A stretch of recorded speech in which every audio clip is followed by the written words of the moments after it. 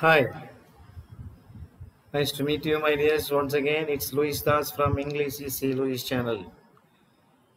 மறுபடியும் உங்களை சந்திப்பதில் மகிழ்ச்சி. இந்த வீடியோ பதிவின் மூலமாக இன்று நான் உங்களிடையே பகிர்ந்து கொள்ள ஆசைப்படுகிறது என்னவென்றால், I'm just going to explain the meaning of the famous poem Lines Written in the Early Spring, written by William Wordsworth. அதாவது Lines Written in the Early Spring, William Wordsworth எழுதிய அந்த கவிதையை, பாடல் வரிகளை உங்களுக்கு விளக்கம் சொல்லி அதன் மூலம் உங்களுடைய கருத்துக்களை பகிர்ந்து கொள்ள ஆசைப்படுகின்றேன்.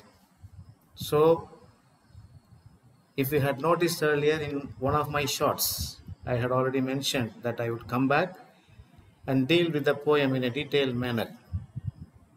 And this is the moment for that. ஏற்கனவே ஒரு ஷார்ட்ஸ் போட்டதில் உங்கள்கிட்ட சொல்லியிருந்தேன் நான், அதாவது இந்த போயமை முழுமையாக நான் உங்களுக்கு நடத்துகிறேன். அது மட்டும் இல்லை, இந்த பாடலை நான் உங்களுக்கு வாசித்து அதில் உள்ள அர்த்தத்தை சொல்லி முடித்ததன் பிறகு இந்த பாடலை ஒரு மெலடி மூலமாக நான் உங்களுக்கு பாடி காண்பிக்க இருக்கின்றேன் கீபோர்டுடைய உதவியினால். அதனால் வாங்க வீடியோக்குள்ளே போகலாம். புரியுதுங்களா? Right, okay. So, Lines Written in the Early Spring. இது ஒரு ஃபேமஸான போயம்னு சொன்னேன். I told you that this is one of the famous poems and it is written by one of the famous English poets like William Wordsworth. And he is popularly known as the nature poet. அவர் ஒரு இயற்கையை ரசித்து எழுதக்கூடியதில் மிக மிக திறமைசாலி. மிக நேர்த்தியான இயற்கையை, அதாவது நம் கண்முன்னே கொண்டு வந்து, மனக்கண்முன்னே கொண்டு வந்து, அதை எவ்வாறெல்லாம் நாம் ரசித்து அதனோடு தொடர்பு கொண்டு வாழ வேண்டும் என்ற சிந்தனைகளோடு நிறைய பாடல்களை நமக்கு கொடுத்துள்ளார்கள். ஸோ அதனுடைய வெளிப்பாடு தான் இந்த lines written in the early spring.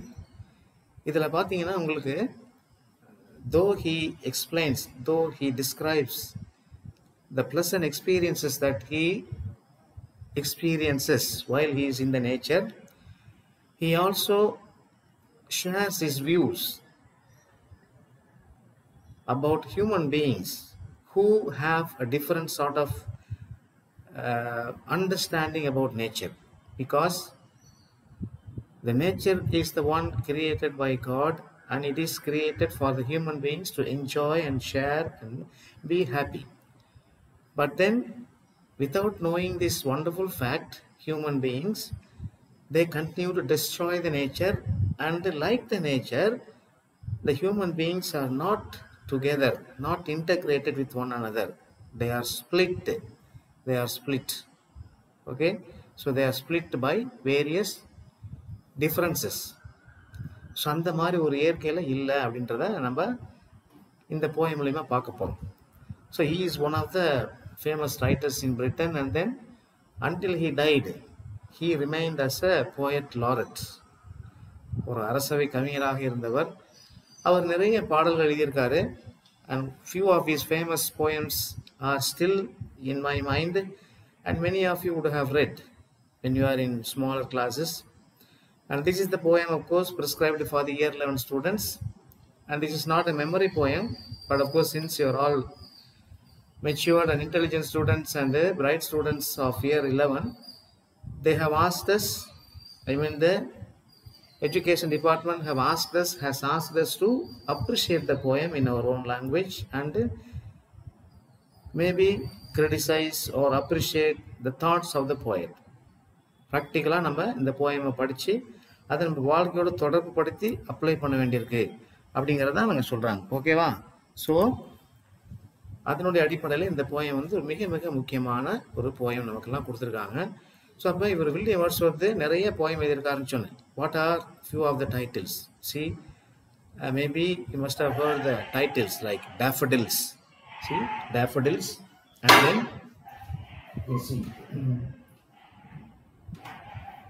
okay, so daffodils, the solitary reaper, the tables turned, and then to the cuckoo. So like this there are many poems you can think of. And in all these poems, he has appreciated the nature very much. He has appreciated the nature very much, and then he kept on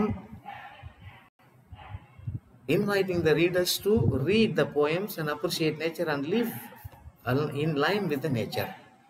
So he always feels that there should be a link between nature and the human beings. So அது வந்து இல்லாம போனது பத்தி அவர் வந்து ரொம்ப feel பண்றார். See, that is what he is experiencing now. So let me read the poem first of all, and then let me go to the explanation. முதல்ல நான் வந்து இந்த poem வந்து அழகா வாசிச்சு காமிக்கிறேன் நான். ஏன்னா this poem has got lot of lyrics in it, music in it, and rhythm in it. So unless you read the poem with rising and falling intonation, stress and so on, you won't be able to get the correct meaning, what the poet is trying to say. Okay, so let me read the poem for it is on the board here. So let me read. See, this is the lines written in the early spring. Of course, I have written the title here. Poem la eludithu keela vandu title eludhiruken, and this is the poem written by William Wordsworth. So let me read the poem for you. See, let me read the poem for you. See now, paranga. I heard 1,000 blended notes, while in a grove I sat reclined. In that sweet mood when pleasant thoughts bring sad thoughts to the mind. To her fair works did nature link the human soul that through me ran, and much it grieved my heart to think what man has made of man. Through primrose turfs in that sweet bower, the periwinkle trail its wreaths, and it's my faith that every flower enjoy the air it breathes. The birds around me hopped and played, their thoughts I cannot measure, but the least motion which they made, it seemed a thrill of pleasure. See? The budding twigs spread out their fan to catch the breezy air, and I must think, do all I can, that there was pleasure there. If this belief from heaven be sent, and if such be nature's holy plan, have I not reason to lament what man has made of man? பாருங்க எவ்வளவு அருமையான வரிகள் பாருங்க. அனுபவிச்சு எழுதியிருக்கார் கவிஞர் வந்து அனுபவிச்சு எழுதியிருக்கார்.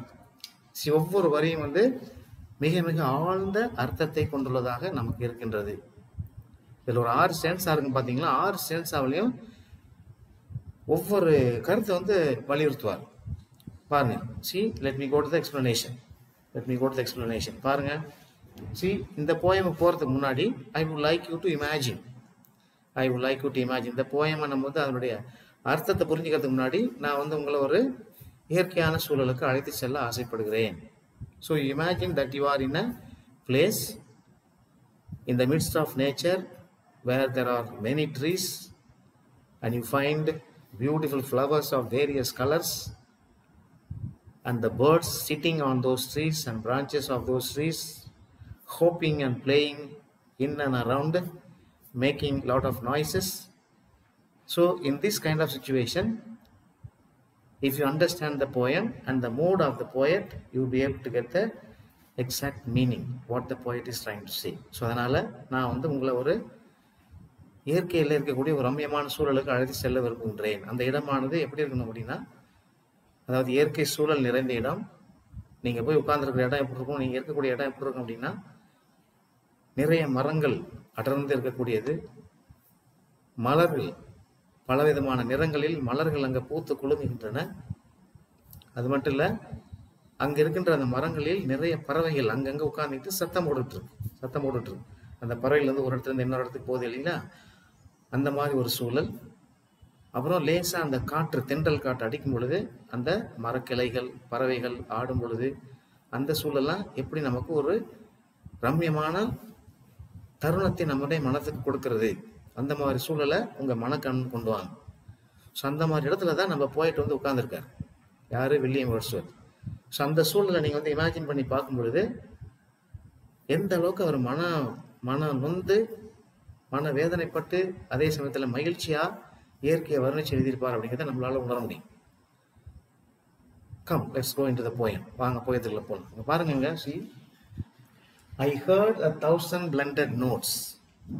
Of course, I refers to the poet William Wordsworth himself. அவர் என்ன பண்றாரு, அந்த இடத்துல போய் அந்த இயற்கை சூழல உட்கார்றாரு. அங்க உட்கார்ந்தோனையும் what is he saying? I heard 1,000 blended notes.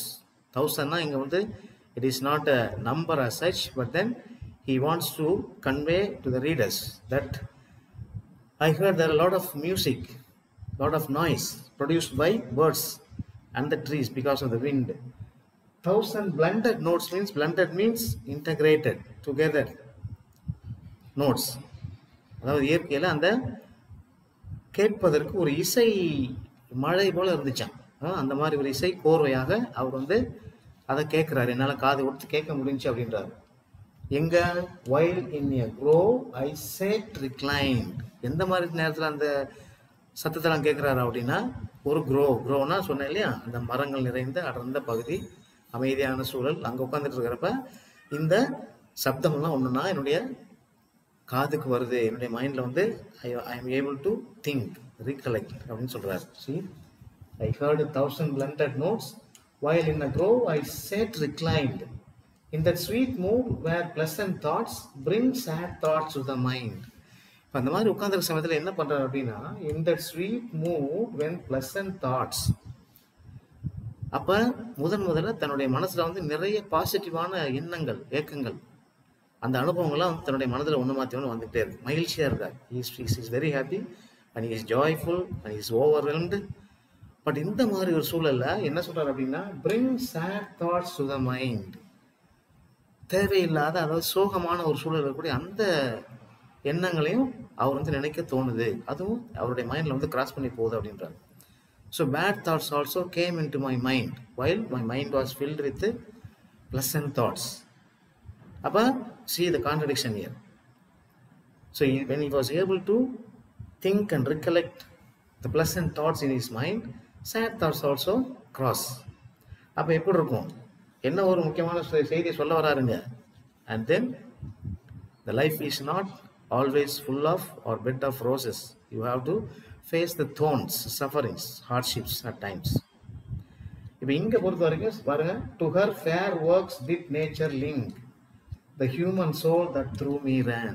இவ்வளோ ஒரு ரம்யமான ஒரு சூழல்ல, அழகான சூழல்ல, to her fair works did nature link, இந்த இயற்கை வந்து ஒன்னோட ஒன்றுபட்டு ஒன்னோட ஒன்று இணைந்து செயல்பட்டு நமக்கு ஒரு மகிழ்ச்சியான தருணத்தை கொடுத்து கொண்டிருக்கிறது.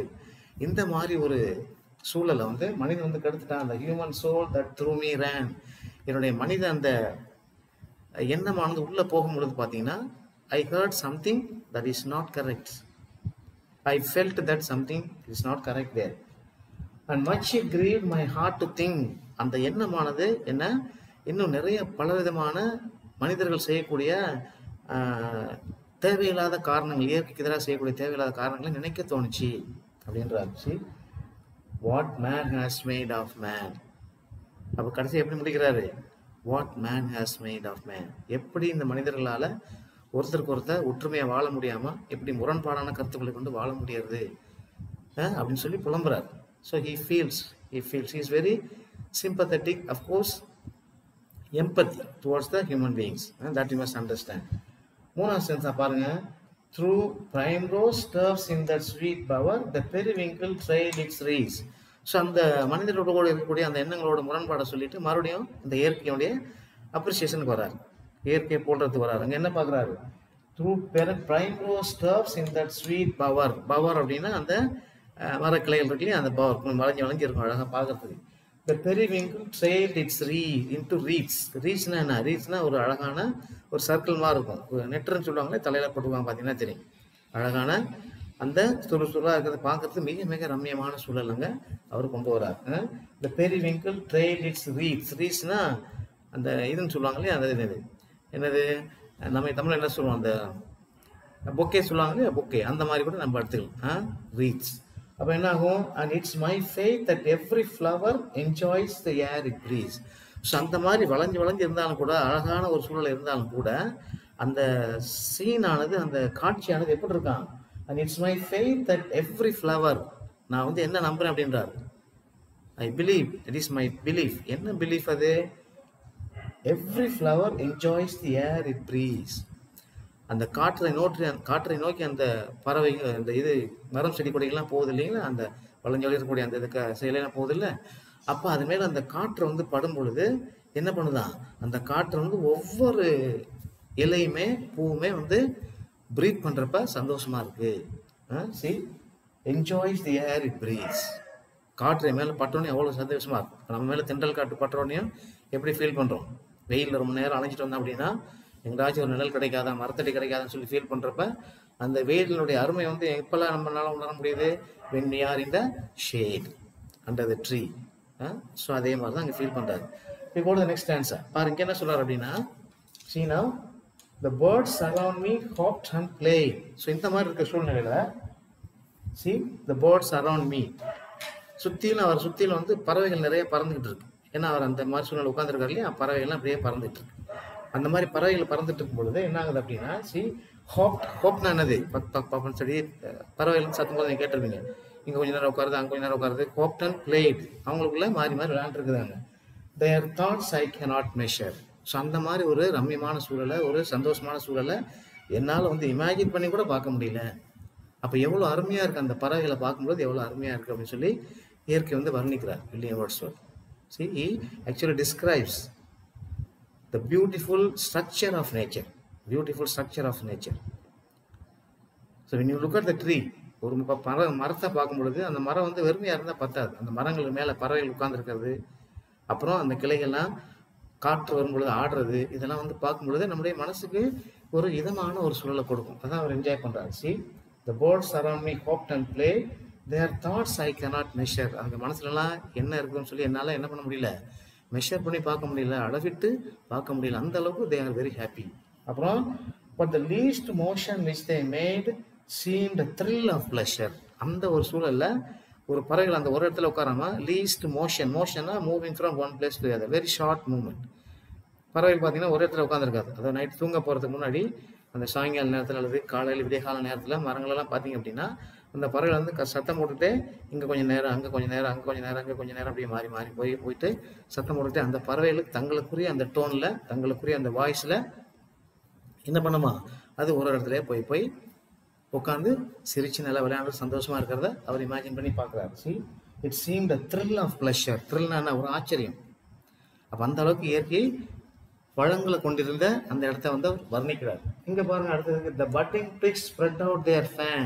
budding twigsனா என்னது? twigsனா அந்த மரக்கிளைகள். அந்த மரக்கிளைகள்ல பட்டிங், அது பட்டிங்னா கொஞ்சம் சின்ன சின்ன காம்பா புதுசாக வருது இல்லையா, அதுங்கெல்லாம் வருது. எங்க போதான்? spread out their fan அப்படின்னா அதுங்களுடைய அந்த இலை செடி போற வரத்தெல்லாம் என்ன பண்ண அப்படியே ஸ்ப்ரெட் பண்ணிட்டு போகுதா நிறையா. என்ன முன்னாடி போக விடுங்க, இங்கே ஒன்று அங்கே ஒன்று ஒரு கிளையில் நிறைய போயிட்டு இருக்குங்க இல்லையா. அது எப்படி நம்ம சொல்லலாம் அப்படின்னா, so it could be something like this. இதை இமேஜின் பண்ணி பாருங்க. இது வந்து ஒரு ட்ரீக்னா இப்போ இங்கே ஒன்று போகும், இங்கே ஒன்று போகுங்களா. அப்போ என்ன இருக்குங்க ஆக்சுவலாக, இங்கே ஒரு இடம் வச்சிங்கன்னா ஜஸ்ட் இமேஜின் தட்ஸ் ஆல். இப்போ இதெல்லாம் ஒன்று எங்கே போகுது, மரத்துக்கிட்ட போய் நோக்கி போயிட்டு இருக்கும் பொழுது அதை வந்து என்ன பண்ணுறாரு, ஸ்ப்ரெட் அவுட் தேர் ஃபேன். எதுக்கு? To catch the breezy air. அந்த இலையெல்லாம் எதுக்கு அங்கே போயிட்டு இருக்கான், ஏன் மேலே காற்று வந்து படக்கூடாது அப்படின்னு சொல்லி காற்றுக்காக போயிட்டு இருக்கு. அந்த காற்று அதுக்கு மேலே படும்பொழுது தான் அதனுடைய அந்த என்னது இந்த ப்ளஸ் அண்ட் லுக் வந்து இன்னும் பார்க்கறது நல்லா இருக்கும். So for that purpose. அப்புறம் பாருங்க, and I must think do all I can and there was pleasure there. இங்கேயும் அது மாதிரி தான், என்னால் அந்த இயற்கை சூழலில் அந்த மரங்கள் செடிகள் கொடிகள் எவ்வளோ சந்தோஷமாக இருக்குது, மகிழ்ச்சியாக இருக்கிறத பார்த்துட்டு என்னால் உணர முடிகிறது. And there must be some pleasure, there was pleasure there. ப்ளஷர்னா இன்பகரமான ஒரு சூழல், மகிழ்ச்சியான ஒரு தருணம். அப்போ இவ்வளோ இயற்கையான சூழலை கடவுள் நமக்கு படைச்சு கொடுத்துருக்காரு. God has made for the human beings to enjoy. இப்போ கடைசி சென்ஸை பாருங்க, if this belief from heaven be sent. இதுதான் வந்து இயற்கையினுடைய நியதி. அந்த இயற்கையினுடைய நியதியை வந்து heaven be sent. heaven என்னது? heaven refers to God. So it is God who created the nature before he created the human beings. பாருங்க. ஸோ அப்போ என்ன சொல்றாரு அவரு, if this belief from heaven be sent, if such nature's holy plan. இதுதான் வந்து அந்த இயற்கையினுடைய ஒரு புனிதமான திட்டம் அப்படின்னு சொல்லி இருந்துச்சு அப்படின்னா, நம்ம நினைச்சோம் அப்படின்னா, Have I not reason to lament what man has made of man? So இப்போ இயற்கையில் இருக்கக்கூடிய இந்த ஒற்றுமையான சூழல் வந்து கடவுள் படைச்சது நமக்காக படைச்சது அப்படின்னு சொல்லி இருக்கும் பொழுது மனிதர்கள் அதுக்கு எதிராக செயல்பட்டுக்கின்ற செயல்பாடு நினைத்து கவலைப்படுறதுக்கு எனக்கு உரிமை இல்லையா? C, have I not reason to lament? லேமெண்ட்னானது துன்பப்படுறது, கஷ்டப்படுறது. ஸோ அந்த மாதிரி இருக்கும் பொழுது அது வந்து எனக்கு கஷ்டம் இல்லையா, எனக்கு வந்து சோகமாக அந்த ஃபீலிங் இருக்கிறதுக்கு உரிமை இல்லையான்னு சொல்லி கேட்குறாரு. C, what man has made of man. So you have to be very very in line with the William Wordsworth, line with the poet. So he is actually completes or he closes his poem, completes his poem by asking a question: what man has made of man? This is what is called an aphorism. The வரும் நம்ம what is known as aphorism. பாருங்க. So this is more or less the meaning of the poem, my dear. 6 stanzas there, 1 2 3 4 5 6 stanzas are there, and then you have to understand the feeling of the poem, and along with the poet only we can understand the real meaning of the poem. அது போயட்னுடைய எண்ணங்களோடு நம்ம இருக்கும் பொழுது தான் அவருடைய எண்ணங்களோடு நம்மளுடைய எண்ணங்களை ஒத்து பார்க்கும் பொழுது அந்த போயனுடைய அந்த பாடல் வரிகளுடைய அர்த்தத்திலிருந்து முழுமையாக நம்மளால் உணர முடியும். புரியுதா? ஸோ அது ஒன்று. இப்போ போயம் நடத்தி முடிச்சாச்சு. we have understood the meaning of the poem. Then I would like to draw your attention.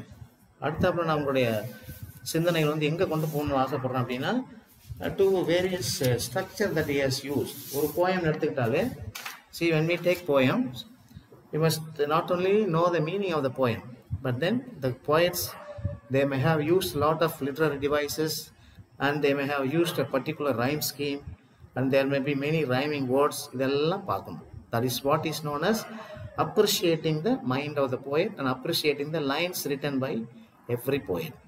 இப்போ அந்த மாதிரி பார்க்கும்போது இந்த போயமில் நிறைய இருக்குது. ரைமிங் வேர்ட்ஸ்லாம் பார்த்தீங்கன்னா ஏகப்பட்ட ரைமிங் வேர்ட்ஸ் இருக்குது. So first let me introduce the rhyming words first. ஒரு சென்சாலையும் பார்த்தீங்கன்னா இங்கே பாருங்க, இந்த ஃபர்ஸ்ட் இதில் பார்த்தீங்கன்னா notes, thoughts, recline, mind.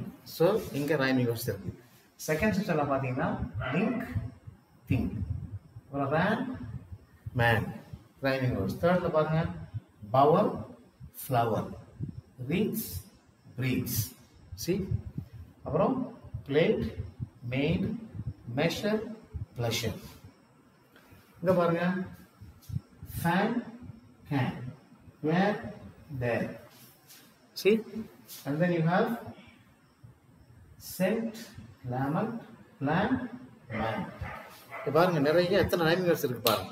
So அப்போ he has used the words in such a way so that it could be musical. அதான் மனசில் வந்து அவர் போட்டிருக்காரு. புரியுதா? ஸோ இது வந்து one of the appreciation that we can think of. So rhyming words வந்தாலே you have lot of rhyming words in the poem. அதை நீங்கள் பார்த்துங்க. So you may be asked to write and identify the rhyming words in the poem. புரியுதா? அது ஒன்று தெரிஞ்சிங்க. அப்புறம் வந்து பார்த்தீங்கன்னா see, whenever you are asked to define who does I refer to, who does I refer to னா யாரை குறிக்குது? The word அல்லது pronoun I refers to the poet William Wordsworth himself. So அதை வந்து எழுத தெரியும். புரியுதா? ஸோ அந்த மாதிரி பார்த்தீங்க. Then I would like to draw your attention. அடுத்த அப்புறம் நான் உங்களை எங்கே கொண்டு போக விரும்புகிறேன் அப்படின்னா, இதனுடைய ரைம் ஸ்கீம். அதாவது ஒரு கவிஞர்கள் போயம் எழுதும்பொழுது பார்த்தீங்கன்னா அது அவர் ஒரு நடைமுறையை வச்சுருப்பாங்க. அந்த ரைம் ஸ்கீம் சொல்கிறது எப்படி அந்த மெத்தடாலஜிக்கலாக எழுதியிருக்காங்க அப்படிங்கிறத பார்க்கும்போது அந்த ரைம் ஸ்கீம்னு சொன்னால் அதுக்கு வந்து எளிதான ஏற்கனவே தெரிஞ்சிருக்கு உங்களுக்கு. பட் இருந்தாலும் தெரியாதவங்க இப்போ நான் சொல்கிறத வச்சு புரிஞ்சுங்க. What is the rhyme scheme? Rhyme scheme அப்படின்னா என்னன்னு சொன்னோம்னா பாருங்க, rhyme scheme. See, rhyme scheme அப்படின்னா என்ன? So you must look at the last word of every line. Last word of every line. The last word பார்த்தீங்கன்னா இங்க வந்து என்ன இருக்கு? நோட்ஸ் அப்படின்னு இருக்கு. இப்போ இங்க என்ன இருக்கு? இங்க வந்து ரிக்ளைன்ட் அப்படின்னு இருக்கு. இங்க வந்து ரிக்ளைன்ட் அப்படின்னு இருக்கு. இப்போ நம்ம ரைம் ஸ்கீம் எப்படி டிசைட் பண்ணுவோம்? ஏற்கனவே உங்களுக்கு தெரிஞ்சிருக்கும், பட் இருந்தாலும் சொல்றேன். இப்போ இதை வந்து நம்ம என்னன்னு வச்சுக்கணும் அப்படின்னா ஏ அப்படின்னு வச்சுக்கணும். ஏ அப்படின்னு வச்சுக்கணும்.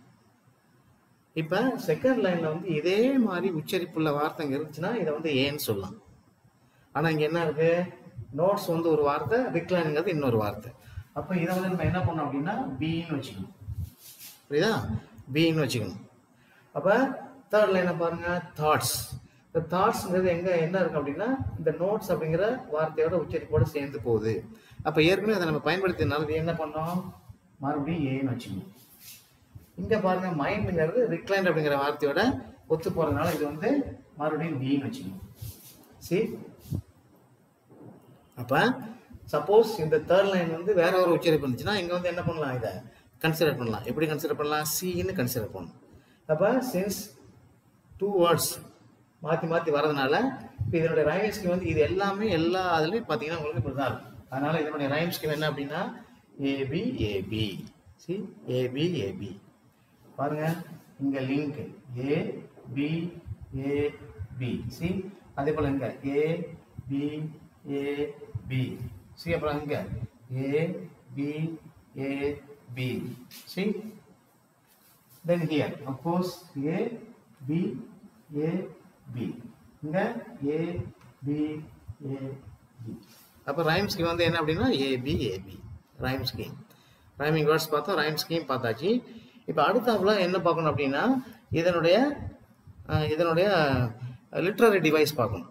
லிட்ரரி டிவைஸ் அப்படின்னா என்னது, அதாவது இலக்கண குறிப்புன்னு பார்க்குறோம் இல்லையா, அதே போல் இங்கே வந்து the poets may have used lot of poetic devices like personification, simile, metaphor, oxymoron, rhetorical question. இதெல்லாம் வந்து நிறைய இருக்கு. இப்போ இந்த போயமை பொறுத்த வரைக்கும் பார்த்தீங்க அப்படின்னா இந்த போயமை பொறுத்த வரைக்கும் ரெண்டு டிவைஸ் தான் யூஸ் பண்ணியிருக்காரு போயட்ஸ். என்ன அப்படின்னா ஒன்று வந்து பர்சானிஃபிகேஷன், இப்போ பர்சானிஃபிகேஷன், இன்னொன்று வந்து அஃபரிசம் அப்படிங்கிறது. பர்சானிஃபிகேஷன்னா என்னன்னா ஆக்சுவலாக personification is actually the representation of an abstract quality. அப்படின்னா என்ன அர்த்தம், அதாவது அப்ட்ராக்ட் குவாலிட்டினா நம்ம கண்ணால் பார்க்க முடியாத உணரக்கூடிய ஒரு குவாலிட்டியை, ஒரு தரத்தை, ஒரு கேரக்டரிஸ்டிக்கை வந்து டிஸ்கிரைப் பண்ணுறது. Representation of an abstract quality. அது மட்டும் இல்லை இன் ஹியூமன் ஃபார்ம் அப்படின்னு சொன்னால் இன்னொரு டெஃபினேஷன் என்ன சொல்லியிருக்காங்க அப்படின்னா it is a type of a metaphor that gives human characteristics to inanimate objects and animals like emotions and behaviors. So மனிதர்களுடைய அந்த எண்ணங்களை மிருகங்களோட, அதாவது உயிருள்ள அனிமேட் திங்ஸோட, அனிமேட் பீயிங்ஸுடைய கேரக்டரிஸ்டிக்ஸை இன்அனிமேட் பீயிங்ஸோட இதோட என்ன பண்ண கம்பேர் பண்ணுவாங்க. அதுக்கு பேர் தான் பெர்சானிஃபிகேஷன் அப்படிங்கிறது. ஸோ அந்த மாதிரி பார்க்கும்பொழுது இங்கே வந்து 2 பெர்சானிஃபிகேஷன் இருக்குங்க, பார்த்தீங்கன்னா தெரியும். என்னென்னு அப்படின்னா முதல்ல பார்த்தீங்கன்னா இங்கே 2 பெர்சானிஃபிகேஷன் இடம் நான் சொல்கிறேன் பாருங்க. என்னென்ன அப்படின்னா to her fair works the nature link. என்ன சைடில் இருக்கு பாருங்க. இந்த 2 வரையும் புரியுதா. To her fair works with nature link the human soul that through me ran. So this is an example of a personification.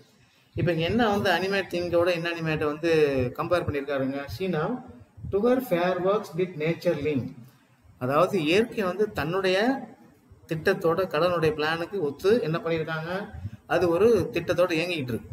இப்போ இங்கே என்ன சொல்றாரு, the human soul that through me ran. Human சோல்ங்கிறது அவருடைய மனசாட்சி, மனிதனுடைய மனசாட்சி ஒப்பிடுறாரு. ஸோ ஹியூமன் மனசாட்சிங்கிறது உயிரோடு இருக்கிறது, அனிமேட் திங். இது வந்து it is an inanimate thing. அப்போ comparison of animate to inanimate things is known as a personification. அப்படி ஞாபகம் வச்சுக்கோங்க. அது மட்டும் இல்லை பாருங்க, இட்ஸ் மை ப்ளஷர், அது இடத்துல கீழே இருக்கு பாருங்க. அண்ட் இன்னொன்று இருக்கு பாருங்க, அது எங்க இருக்கு அப்படின்னா and it's my faith that every flower, இங்க இருக்கு பாருங்க, and it's my faith that every flower enjoys the air it breathes. So இங்க வந்து என்னத்தை கம்பேர் பண்றாரு, இது வந்து பெர்சானிஃபிகேஷன். எப்படி இது வந்து பெர்சானிஃபிகேஷன் ஆகுது அப்படின்னா இந்த 2 lines எப்படின்னா and it's my faith that every flower, my faithங்கிறது யாருடைய ஃபெய்த்தை குறிக்குதுங்க, வேர்ட்ஸ்வர்த்தினுடைய ஃபெய்த்தை குறிக்குது, அவருடைய நம்பிக்கையை குறிக்குது. ஸோ அவருடைய நம்பிக்கையை எதோட ஒப்பிடுறாரு அப்படின்னா that every flower enjoys the air it breeze. ஒவ்வொரு பூவுமே அதன் மேல் படக்கூடிய அந்த காற்றை வந்து உணர்ந்து சுவாசித்து சந்தோஷமா இருக்குது அப்படின்ற ஒரு இன்அனிமேட்டதோட கம்பேர் பண்றாங்க. So this is another example of personification. புரியுதா. ஸோ இது வந்து 2 உதாரணம். அப்புறம் பார்த்தீங்கன்னா இந்த 2 முக்கியமான வார்த்தை சொல்லிடுறாரு, பார்த்தீங்கன்னா தெரியும் என்னன்னாங்க. இது ஒன்று, what man has made of man, இது ஒன்று. அப்புறம் this is how he completes his poem. இந்த இது பேர் தான் வந்து அஃபரிசம் அப்படின்னு சொல்லலாம். அஃபரிசம் அப்படின்னா என்னன்னா aphorism is one of the poetic devices. அஃபரிசம்னா என்ன அப்படின்னா Inga, what is aphorism? Aphorism is nothing but it's an observation containing truth. அதாவது it's an observation containing truth அப்படின்னா என்ன அர்த்தம்? அதாவது ஒரு உண்மையை வந்து அங்கே அடங்கி இருக்குது அப்படிங்கிறத நம்ம அப்சர்வ் பண்ணுறது, கூர்ந்து நோக்குதல், observation. an observation that contains truth. இப்போ what the poet has observed here, what man has made of man. என்ன மனுஷனை வந்து பற்றி தெரிஞ்சுக்கிட்டான், அவன்கிட்ட நம்பிக்கை இல்லை அப்படின்னு தெரிஞ்சுக்கிட்டார். ஏன் என்ன புரிஞ்சுக்கிட்டார் அவர் ஆக்சுவலாக?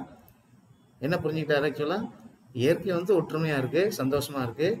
பட் அதில் வாழக்கூடிய மனிதர்களாகி நான் வந்து ஒருத்தருக்கு ஒருத்தர் ஒற்றுமையாக இல்லை, அழித்து கொண்டிருக்கிறோம், இயற்கை அழிச்சிட்டு இருக்கிறோம் அப்படின்ற ஒரு மைண்ட் செட்டப்பில் என்ன பண்ணுறாரு, அவர் வந்து ஃபீல் பண்ணுறாரு. See, so that is what is known as aphorisms. So இந்த ரெண்டு தான் நம்ம வந்து என்ன பண்ணோம் தெரிஞ்சுக்கணும். So personification and aphorism. So இது வந்து poetic device, figures of speech சொல்லுவாங்க. But apart from that, you have all the other questions like paragraph questions and appreciation questions. Whom does the word I refer to? Whom does the word man? What has made man? What has, இப்போ இந்த மாதிரி கேட்பாங்க, what man has made out of man அப்படின்னு சொல்லி கேட்குறப்ப நீ என்ன பண்ணும், you have to compare the link that the poet is making between the nature and the human beings. அதை வந்து நீங்கள் மாற்றி எழுத தெரிஞ்சுக்கணும். புரியுதுங்களா? So more or less this is the poem idea. Of course you would write the ERC, explain the lines with the reference to the context அப்படின்னு சொல்லுவாங்க. அந்த கான்டெக்ட் இந்த மாதிரி நீங்கள் வந்து அந்த கொஸ்டினை நீங்கள் அழகாக எழுதுவீங்க. I have no doubt about that. So this is more or less the meaning of the poem and the certain informations that I would like to pass on to you by helping you to understand the poem written by William Wordsworth, lines written in the early spring. ஓகேங்களா? So that serves our purpose of explanation. இப்போ நான் உங்களுக்கு ஏற்கனவே சொன்னது போல் இப்போ நான் என்ன பண்ண போகிறேன் அப்படின்னா, see, I am going to actually play the keyboard and then I'm just going to show you, I'm just going to compose. Of course I have composed a small lyric and then I'm going to sing the poem for you. So just a few minutes, just bear with me.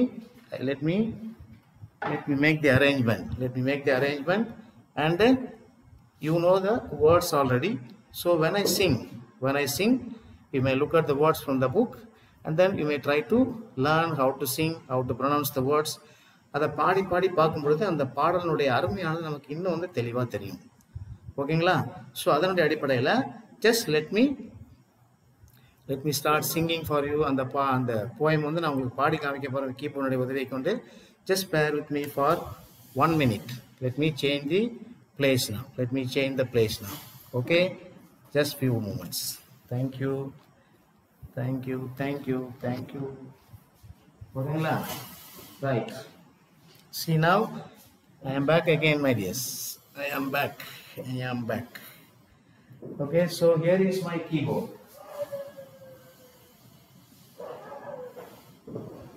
Okay, see, here is my keyboard.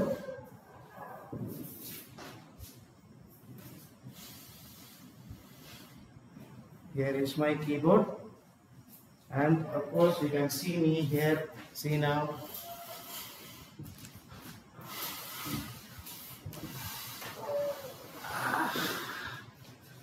Okay, see, my keyboard is here.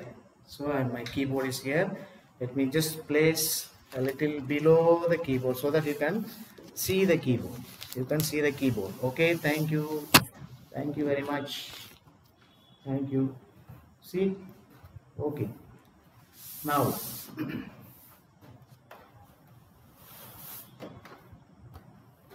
okay, now of course you can see the keyboard. It's here. Okay, right.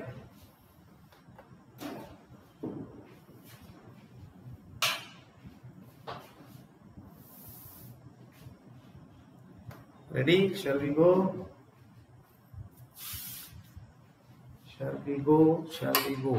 Okay. Here we are.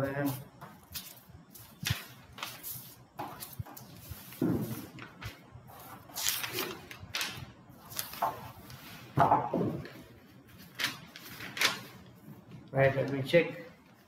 On பண்ணியாச்சு. Tone 286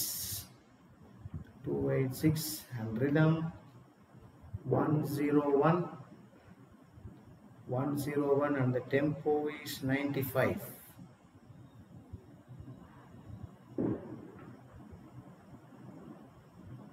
Okay, right? Yes, I'm going to sing for you. Ready? Okay.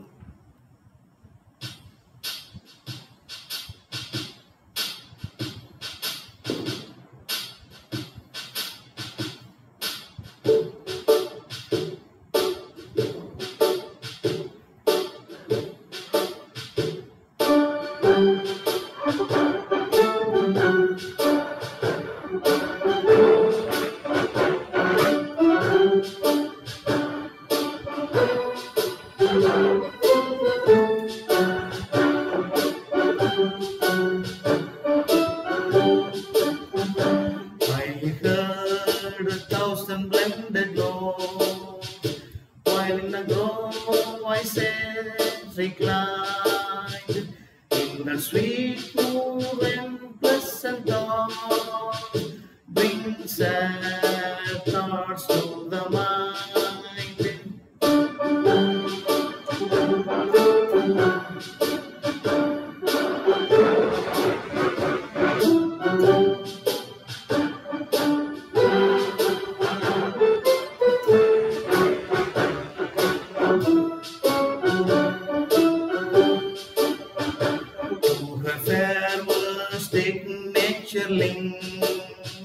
The human soul that to me ran, and much it grieved my heart to think what man has made of man.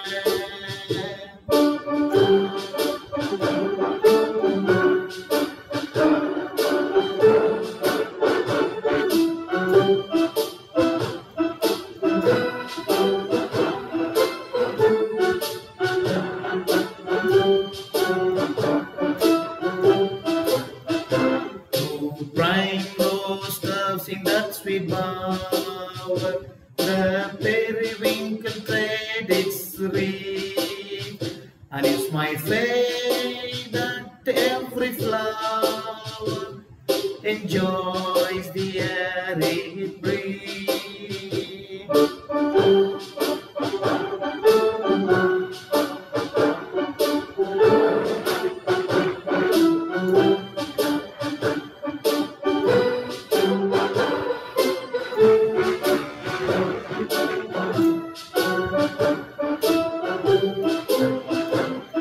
The birds around me hoped and played, their thoughts I cannot measure, but the least motion which they made, it seemed a thrill of pleasure.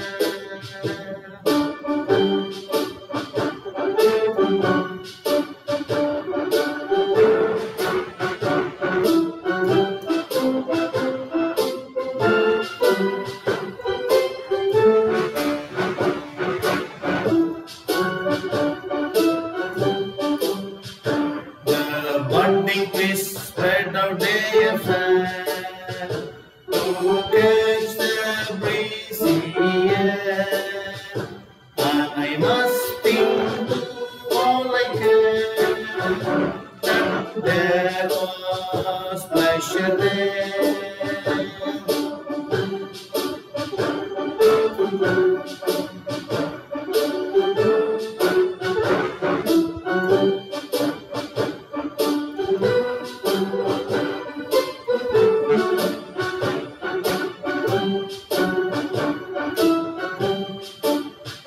If this belief from heaven be sent, if such be nature's holy plan, have I not reason to lament what man has made of man?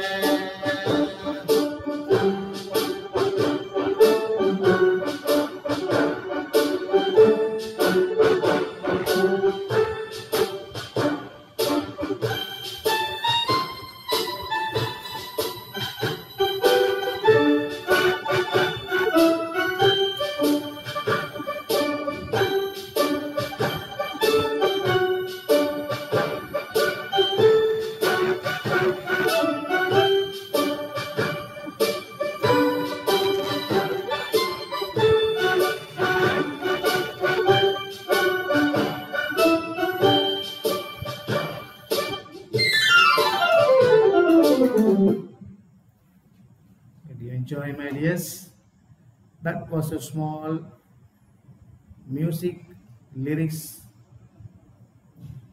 with the poem that Wordsworth has written. I just sang for you. I hope you enjoyed it very much. See you in the next video. Keep watching my video till the end and increase the subscribers. Thank you for watching, my dears. See you next time. God bless you.